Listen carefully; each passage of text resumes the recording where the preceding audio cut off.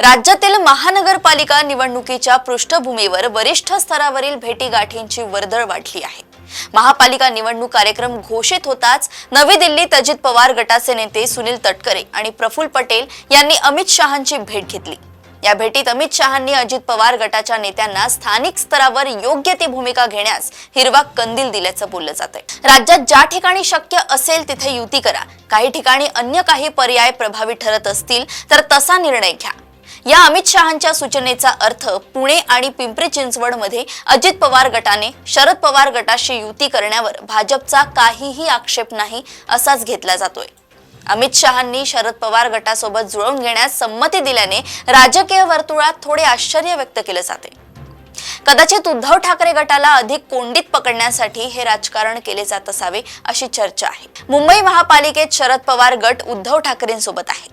पुणे आणि पिंपरी चिंचवड मध्ये ते भाजप सोबत असलेल्या अजित पवारांसोबत एकत्र येण्याची चिन्हे आहेत।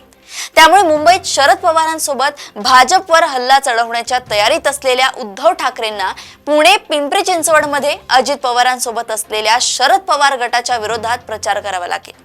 त्यामुळे उद्धव ठाकरेंची गोची होण्याची शक्यता आहे। मुंबईत शरद पवार गटाची फारशी ताकद नाही, त्यामुळे फारसे नुकसान होण्याचीही शक्यता नाही।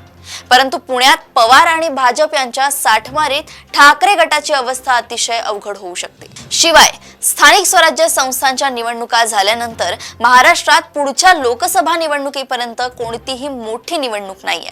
या पृष्ठभूमीवर या निवडणुका आटोपल्यानंतर काही वेगळी राजकीय समीकरणे आकारास येऊ शकतात।